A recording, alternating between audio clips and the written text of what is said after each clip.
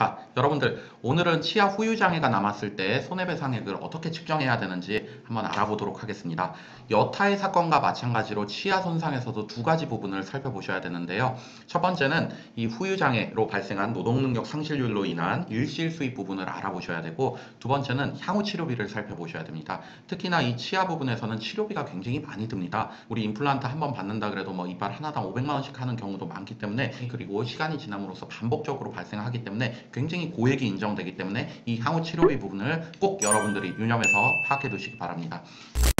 자, 우선 치아 번호부터 한번 살펴볼게요. 치아가 우리 어떻게 구성되어 있냐면 이렇게 앞니가 총 4개가 구성이 되어 있고요. 그 다음에 송곳니하고 어금니들 여기 3개가 구성이 되어 있고, 그리고 큰 대구치라고 하죠. 우리가 이 큰 어금니하고 사랑니가 3개씩 구성되어 있습니다. 한쪽만 살펴볼게요. 치아의 번호는 이렇게 10번대, 20번대, 30번대, 40번대로 나아가고요. 앞니가 2개가 있고, 우리 소구치라고 불리우는 송곳니하고 어금니가 3개가 있고, 큰 어금니 대구치라고 불리는 이게 3개가 있고, 이 중에서 사랑니를 제외하게 되면은 대구치는 2개 정도라고 보시면 돼요. 이렇게 우리가 번호를 매겨서 치과에서는 판단을 하고 있습니다. 여러분들 치아가 깨지거나 썩어가지고 이거 발치를 할 경우에 총 3개의 치료법이 있습니다. 첫 번째는 총의치라고 하는데, 이것은 전체 치아를 의치로 갈아버린 겁니다. 전체 치아를 여러분들 다 발치할 경우 어떻게 됩니까? 틀니를 만드는 거예요. 이거는 총의치라는 건 이렇게 틀니를 만드는 거고, 두 번째는 가공의치라고 하는데, 임플란트가 있고 브릿지 치료가 있어요. 임플란트는 여러분들 턱뼈에다가 이걸 깎아가지고 심습니다. 치아에 뿌리를 심고, 그것이 이제 견고하게 되면은 그 위에다가 이빨을 심는 것이죠.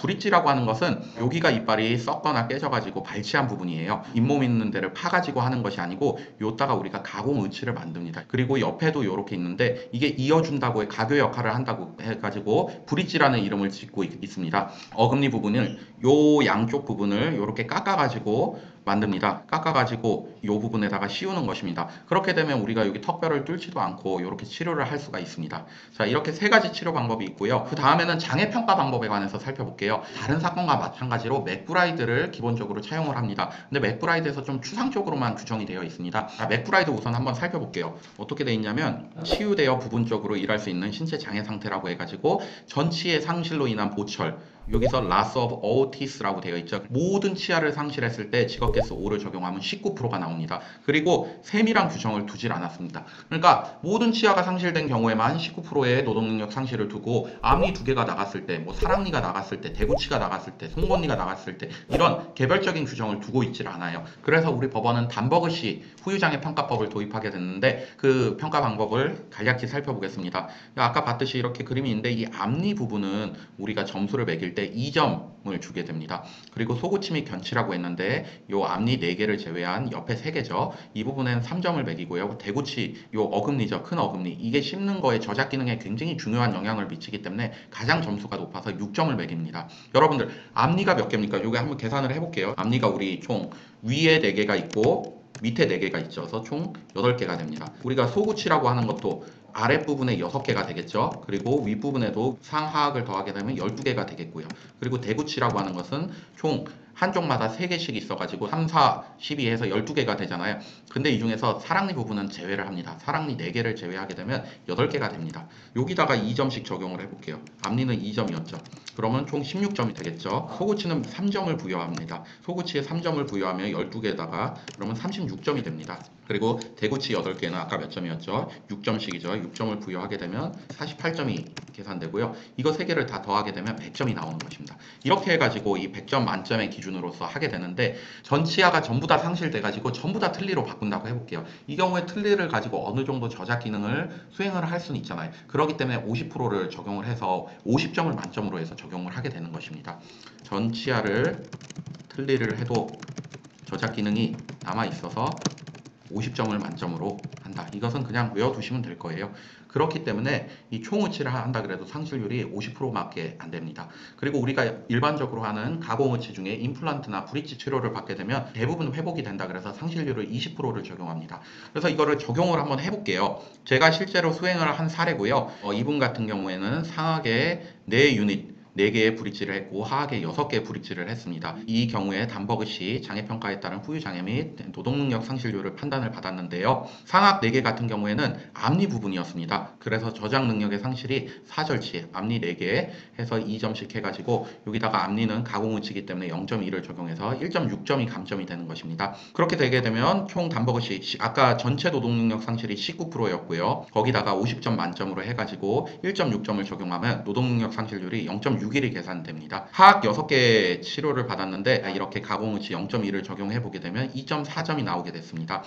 그래서 담버그시법으로 다 계산을 해봤더니 상악에 4개 브릿지, 하악에 6개 브릿지 치료를 받아서 총 10개의 치료를 받았는데 총 합산해본 노동력 상실률은 1.52%밖에 안 돼요. 여러분들 손가락 끝만 마디 하나마다 4%씩 부여가 돼요. 그래서 마디가 내가 움직이지 않게 됐다. 이 경우에 4% 인정받고요.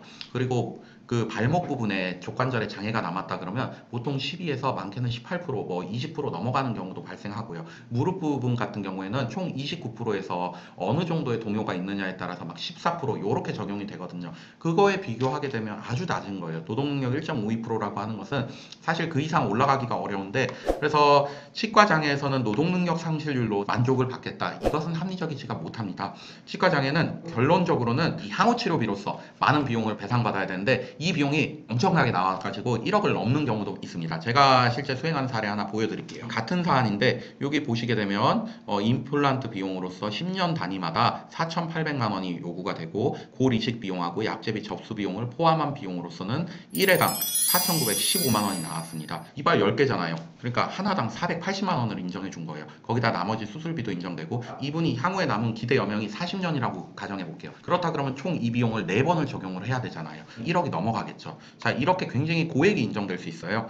이거는 신체감정서인데 신체감정서도 한번 살펴볼게요. 이분 같은 경우는 이렇게 상악에 하나, 둘, 셋, 4개 유닛의 브릿지 치료를 받았고 하악에는 하나, 둘, 셋, 넷, 다섯, 6개의 브릿지 치료를 받았습니다. 이거는 당사자가 기왕에 가지고 있었던 장애로 보입니다. 자, 이 경우에 향후 치료비 항목입니다. 치료의 종결 여부, 향후 치료가 필요하다면 그 치료의 내용과 시기, 기간, 치료비 예상액, 특히 주기적인 보철 교체비 등 치과 치료 및 유지관리 향후 치료비에 누락이 없도록 해달라고 제가 조금 당부를 드렸습니다. 감정인님이 현재 치과 치료는 종결되었다. 환자는 상악에 4개 브릿지, 하악에 6개 브릿지 치료를 받았다. 해당 보철물의 수명으로 볼 때는 10년으로 볼 때 10년 후에 임플란트를 10개 식립한다고 한다 그러면 삼성 서울병원 치과 기준으로 외산 임플란트의 경우에는 한 개당 480만 원이 든다. 임플란트도 10년으로 수명을 볼 때는 10년 단위로 10개 치하잖아요. 4,800만 원씩 든다. 아까 그래서 총 4,915만 원이 나왔고 그걸 기대 여명 동안 계속 받아야 되겠죠. 이분 같은 경우에는 나이가 조금 있으셔가지고 제가 임플란트 비용을 계산해 봤는데 4,918만 원씩 해가지고 총 남은 기대 여명 동안 해보니까 7,600만 원 정도가 계산돼서 인정받을 수가 있었습니다.